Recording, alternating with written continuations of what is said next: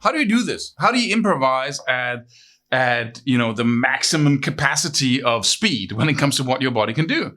How do you actually put together stuff and end in the right place and, just hit the right note when you want to in a solo? Improvising.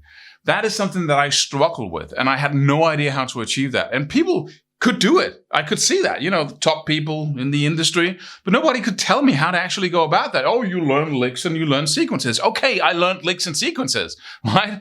And once I could play stuff, right? I practiced the Paul Gilbert stuff, but then once I, had the technique, I couldn't combine anything, and I couldn't improvise, anything near what I saw him do.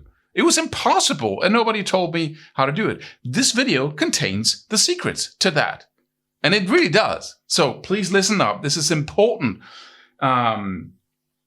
But before I move on here, I should say subscribe to this channel. You need to stay connected here because we are posting videos almost every day and just inspiring you, trying to push you to do more and practice more and get results faster. And be sure to download our free courses, the alternate picking course, the sweep picking course, and get started on that, and our jam tracks on guitarmastery.net and everything.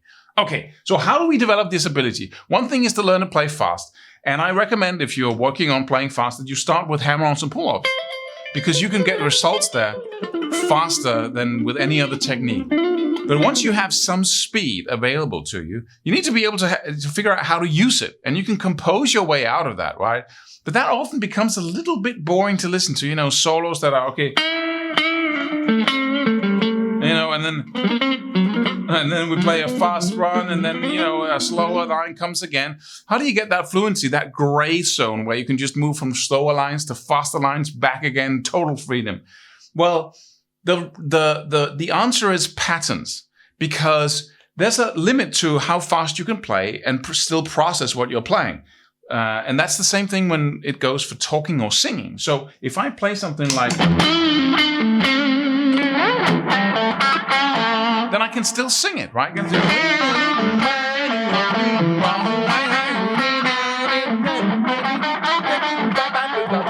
Right? If I can sing it, I can follow what I'm doing here. And that's the first level. Please see this as 2 levels. But at some point, I'm playing so fast, I can't sing it anymore. Just play 3 notes, see where that happens for you.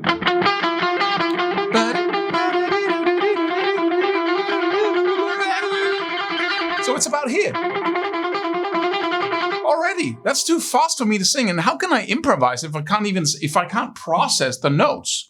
And it's weird or funny, peculiar that level where you can't sing it anymore with your voice is the same level at which you can't process it with your brain anymore.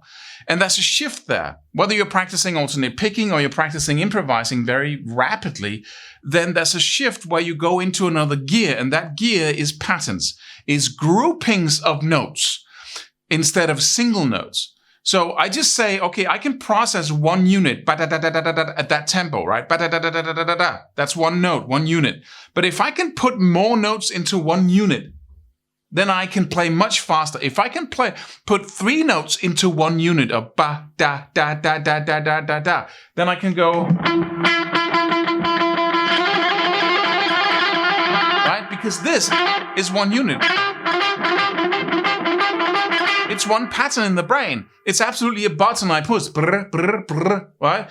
And that's what the brain can do. That's the trick it does or is able to do in order to economize and try to make things happen at a higher level. So whenever you are practicing alternate picking or any other techniques, once you get to you can't go any faster, that's often because you're hitting that wall. And what you need to do is you need to consider these 3 notes 1 group. And the only way to do that is to focus on your accents all the time when you're practicing, whatever. That's a side step. Nothing to do with this. But you need to group them, right? 1, 2, 3, 1, 2, 3, 1, 2, 3. And you do that by introducing accents. That's the only way to get to the highest level of speed. And the same thing goes here. When we want to improvise at a high level of speed, we need to create groups of notes, right? So see it as when we're improvising slow, we have a lot of little squares that we can go onto. We can say, okay, I jump from this one, and and to this little square, and this. So we jump, we associate from one. That reminds me of. And that goes. Right? So I associate from one little melody to another. When it comes to fast runs, I need to have, instead of having notes or a little combination of notes on each square that I can associate between, I need to have patterns of notes. I need to have, for instance, right? And I need to have, the next could be 6 notes down, and I could have a 4 notes down. And if I have total control over these patterns, it's like pushing a button. So I push the button up, then I push the button up, and then I have.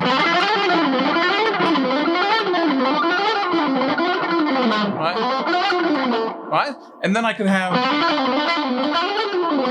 Right? And that's what we do when we get to that level. We take sequences and we combine them and go back and forth from them. So what I did, this is the point. This is the technique. This is the practicing ritual that you need to develop. And this is the core of the power lick philosophy, at least one of them, right? Quad core. Really the core. Because what we do there in the power lick philosophy is that we take one sequence and then combine it with another. So for instance, you go 6 notes up and down, right? Or up a 6-note shape. Right? And then you perhaps go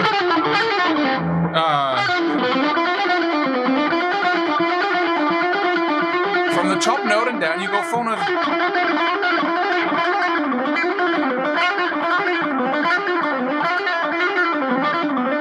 Right? And then you can go from the bottom and 4 notes up instead of 4 notes down.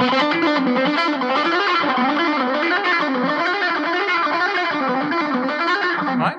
So we learn these sequences, very simple sequences, and then we learn to combine them, right? First we learn the sequences, then combining them, going from one to the other, which is also a little process of practicing in one place on the neck. Once we've done that, then we have this little movable thing where we can go from one pattern to another. And the next step is then to, if I want to play a run, I need to be able to move that horizontally, and I need to be able to move that vertically. So if I can go, just to give it, so you know what I'm doing here, 9, 10, 12 on both the D and the G string, and then I simply go 4 notes up and down.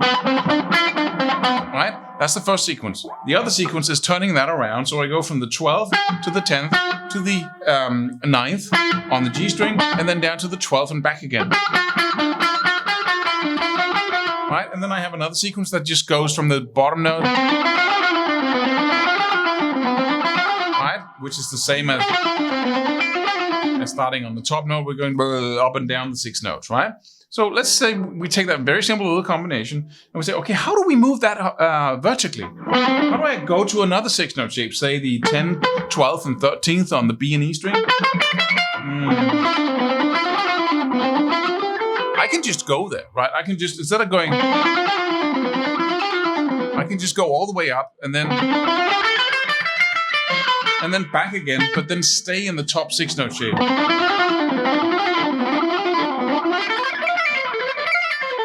And then I'm up there, right? So now and once I'm up there, I can go.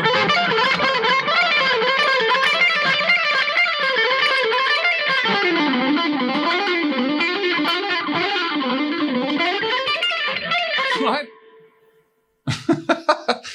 Sorry. But so now I can move vertically. I can also say, okay, how do I get down to the lower string? Maybe I can just do the same thing.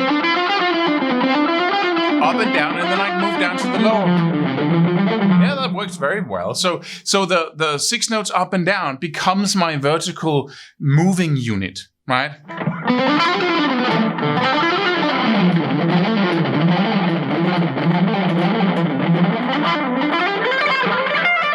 Right? So now I can go vertically. Okay, let's say, how can I move horizontally then?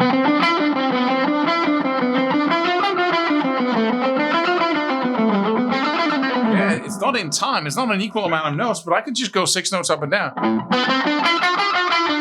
And then just move down one position and do the same thing. But it's going to reverse my picking. And if you're not into that, you might want to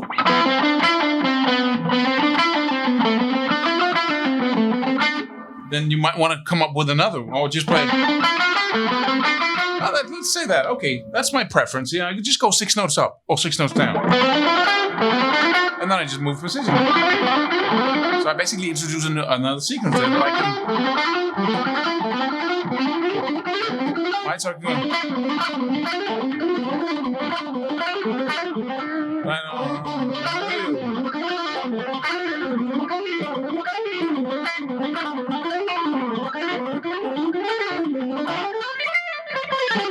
and suddenly, I have it. Because now I'm pushing buttons to sequences. Right? And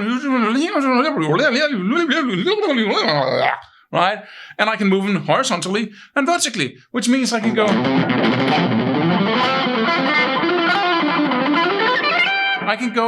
And of course I have to practice that, but that's so easy to practice. So I start in the center with one sequence, practicing that, then turning it around, then having another sequence in there. And then I can move it around up and down. And pretty soon, just by combining 3 or 4 sequences like that, I can move around the fretboard and I can create fast runs. And that skill is just bam, right there, right? And then I practice it, I practice using it, and then I can add endings to it as well, right? I can say, okay, if I'm playing 6 notes up and down, how would I end it? How would I end it? Okay, I just go down 1 note. Or slide up 1 note in the scale. Or hit a note. But that little shift there is fast, but you need to practice that.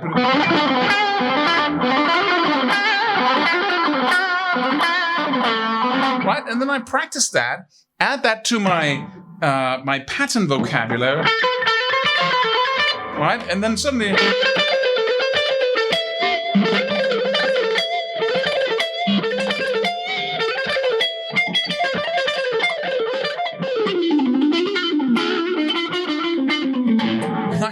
I can even build in the switching of the in my patterns here, because that's what I'm building. I'm practicing stuff over and over again and then combining it in little entities, moving them around. That is such a crucial insight when you want to be able to play freely across the neck. So playing fast is not just playing fast. It's doing this work. So go check out our Power Lick program bundle that we have available right now on our website, guitarmastery.net. Be sure to download the free courses, subscribe to this channel and all the other stuff. Instagram too, actually. So that's it. So start practicing this today. Think like this from the inside out. Like grow like a tree, not like mold on a rotten apple, right? This is exactly the same concept, and it's exactly what's going to bring you in the fastest way possible to the level where you can use your fast playing skills, whether it be hammer-ons and pull-offs, sweep picking, alternate picking, whatever it is, to get the job done and play some amazing fast runs. And you can keep developing this over and over again. Keep adding new variations like we did on the previous video. Right? New sequences. You can learn one power lick, which is one combination of sequences that you can move around or stay in one place, and combine it with another power lick. You can, put them, you can stack them, these power licks. So you get that total freedom to do whatever you want and combine sequences and techniques and everything across the fretboard. Works in the most amazing way. So go check that out.